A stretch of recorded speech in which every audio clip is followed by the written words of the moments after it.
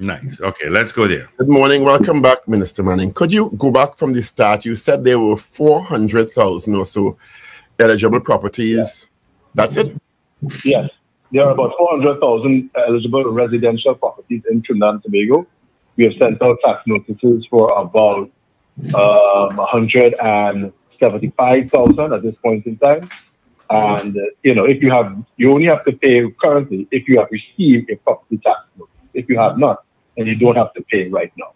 It will be put as a tax notice, the sent out in the future. Part of the eligibility criteria for the government to start this was to have completed, is it over 50% of valuations?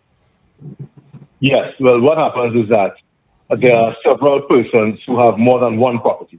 So that's why it's less than 200,000. You have 400,000 properties, but you have less than 200,000 property owners. So what you're saying is very interesting, because you're saying less than half of the valuation notices have been sent out. Is that correct? No. Listen to what I'm saying. We have about 400,000 residential properties. Okay? So half of that is 200,000. But the number of owners would be less than 200,000 because some owners own more than one property. So it's the number of properties. Understood. There's a difference in concept. I fully understand that. Now, and you said we can confirm that if persons have not received these valuation notices, they're not obligated to pay at this time. Correct. That is correct. So the notice is on the property, not against the owner. The ARV would be on the property. The tax notice would be on the owner. In a sense, that's the owner for the properties that the owner may have in their possession. Right. So what I wanted clarification on, because you made the point just now that there are 400,000 properties, but less than half of that are actually people are owning more than one property. Is that what you said, right? Yes, it's approximately that number. Right. So as an owner, you won't get a notice for all your properties. You'll get it for each individual property, right? You will get it for individual properties, correct. Good.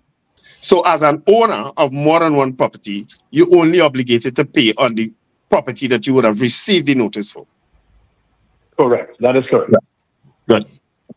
Right. Now, among the contentions of the public, because I'm sure you follow the media and the news as a responsible citizen and minister, there have been extremely long lines at is it 9 options to pay locations? Yes. We are continuing to develop other methods of payment.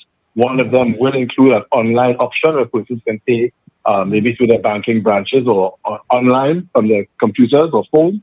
And that is being rolled out. So we are well aware of the lines that have been seen at many of the revenue offices across the country, and it's something that we are working to take care of going forward. So we are aware of the situation, and we are working to offer a solution. Is it that the government underestimated the response of people going to pay these and being compliant? I think some of the revenue officers may not have been in a situation where we believe that they could have handled it. And also, we didn't expect everyone, I think, to try to pay at the same time. If you had a steady flow over the period, then things would have happened a lot quicker. That is not what occurred. Minister Manning, you are part of that ministry for a while now, and the substantive minister has had on several occasions to extend other tax deadlines because of our last-minute mentality in Trinidad and Tobago. Yes. Would that not be correct? Agreed. But we were hoping that with 170-something thousand notices, we would have seen something different here. But clearly, that is not the case, and we are looking to offer different solutions going forward. I know that you're a wonderful mother, as a woman of prayer, but not even that level of prayer would have changed our mentality in the country, Minister Manning. Not at all. You know that, right? Of optimism lives on forever. Now, the other question, of course, you've just given us breaking news there because we're going to publish this, that there are online options coming. Why wasn't that put in place before? We have a whole Ministry of Digital Transformation. The substantive Minister Imbe is on record as saying we want to move more to online transaction. Why was that not put in place before?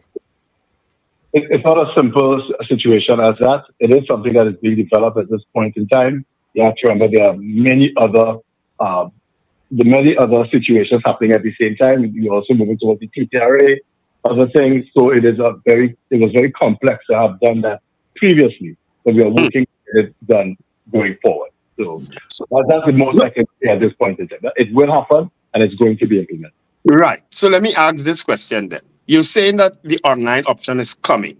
I gather that it's not going to come before the deadline of September 30th. Can we then expect an extension of that deadline? I could not say at this point in time. That is to be determined by the Minister. You want to put him out in trouble? You want he can replace with everything now. That's all right if Baron could replace. Wow, withdraw. Not my call to make. Remember, withdraw. Minister Manning, but okay, is there a possibility of an extension? Again, sir, I could not say. That is to be determined by the Minister of Finance. How does the government feel about the response to payment compliance? I think most people are willing to pay property taxes. They understand that the payments will be used to support local government goods and services throughout the community. Of course, with all of those local government services, people cannot enjoy the use of their properties. So most people are willing to comply. They understand the purpose of property taxes. We have one of the lowest rates in the region. It's 2% of the far lower ARV, far lower than the overall market value of the property. And that's why you see so many people willing to be compliant. You know, it's not onerous. It's not something that we are doing to bring more hardship to the population. It's so that we will have a revenue source to really supply proper local government services to the people of Trinidad and Tobago. We would hope. It still is in the hands of the authority, the regional bodies to use the money effectively. The other issue I want to clear up is that you've thankfully cleared up the issue of persons who may not have received valuation notices yet, that they're not obliged at this time to pay until they receive such notices. What about people who have gone to the valuation offices to lodge, to option the objection or the objection to the valuation levels? What are their options? Are they obliged to wait until that is clarified, or do they have to pay and some sort of other arrangement will be made after that the objections are reconciled? No, I believe you should pay and then you can lodge a complaint, and that way you are completely indemnified yourself. In most cases, I think even if you have lodged a complaint, it shouldn't be drastically different from the notice that you have, the tax burden that you have gotten so far. It shouldn't be dramatically different unless there's been a massive mistake. And if that's the case, then it will be put forward to your future payments. So I believe you should pay upfront and then lodge a complaint if you think that a mistake has been made. Now, Minister Manning, I know that the end of the financial year is also coming, and a new budget is expected to be presented. Can we expect some sort of report on the property tax collected thus far in that budget and how it is to be distributed? Yes, there should be a mention of that in the upcoming budget. As you know, this is the election year budget. We've had some challenging times in the past few years in terms of energy revenues in what is essentially an energy economy, where the government has done all that we can to ensure that there is sufficient funding available to offer some level of comfort to the people of Trinidad and Tobago in terms of our economy. It has been very challenging, but we are working to ensure that we can maintain a certain lifestyle in this country while also protecting the most vulnerable amongst them. So did I get a hint from you that it will be an election budget? You didn't hint. It will be a budget in an election year. Yeah. Minister, Minister, I have a question from somebody here asking if they cannot pay the full amount, if they could pay in installments. Yeah, you can. I believe the good people at the IRD may have a payment plan or solution for that. You would have to reach out to the revenue officer to see what those plans are. Oh, okay. Well, actually, my experience when I went to pay, because I paid mine. Hold on when he's speaking. Sorry? Go ahead, Mr. Manning. The TTMB is also involved in assisting those in making those payments. So that is something persons could also consider. Right. So I was given my experience when I went to pay mine. They did ask if I was paying the full amount. So clearly they're prepared to accept part of the amount because they asked me if I was paying the full amount. Sorry? Because I think some persons would want to pay monthly, others would want to pay it all for the entire year. Those options are there. Okay. Now, switching gears a bit, I just got a document that suggests that indicates that the Privy Council has dismissed the TTRA matter and agrees with the Court of Appeal and High Court. Your response to this as a minister in the Ministry of Finance?